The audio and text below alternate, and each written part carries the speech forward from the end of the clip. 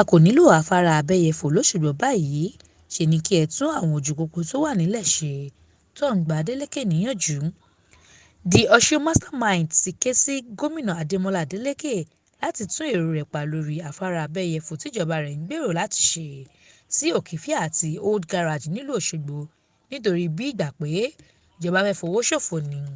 Dípò eléyìí, Tom sọ pé àwọn ojú ọ̀nà tó ti wà nílẹ̀ tẹ́lẹ̀ ní kí ìjọba fi owó náà tún ṣe kí wọ́n sì fẹ̀ dáadáa sí i. Níbi ìpàdé oníròyìn olóṣooṣù tí ẹgbẹ́ náà máa ń ṣe ní alákòóso wọn, Ọ̀jọ̀gbọ́n Wàsíù Oyèdòkun Àlí ti ṣàlàyé pé lóòótọ́ ni ìwádìí fi hàn pé ètò ti parí lórí àwọn afárá náà, ṣùgbọ́n àwọn gba ìjọba níyànjú láti má ṣe dáwọ́ lé e. Oyèdòkun Àlí sọ pé tíjọba bá sọ ọ̀nà Làmẹ́kò sí Òkèfíà sí Old Garage di alábala méjì tí wọ́n sì gbé iná aṣàkóso ọ̀nà ìyẹn traffic light síbẹ̀, kò ní sí súnkẹrẹ fàkẹrẹ ọkọ̀ níbẹ̀ náà. Ó fi àìdùnnú rẹ̀ hàn sí bí àwọn ojú pópó tí wọ́n ṣe pàtàkì nípìnlẹ̀ Ọ̀ṣun ṣe ti ń bàjẹ́ láìsí àtúnṣe báyìí. Ó ní lóòótọ́ ló jẹ́ pé púpọ̀ àwọn ojú pópó yìí ni wọ́n jẹ́ ti ìjọba àpapọ̀, síbẹ̀ ìjọba ìpínlẹ̀ Ọ̀ṣun gbọ́dọ̀ mọ̀ pé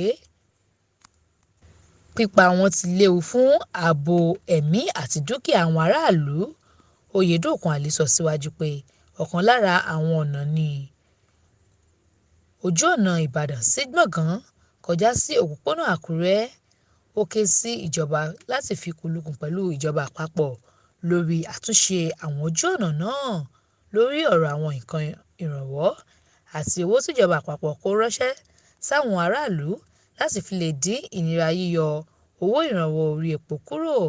Àlí ṣàlàyé pé ìjọba gómìnà Adeleke gbọ́dọ̀ ní àkóyawọ́ lórí rẹ̀.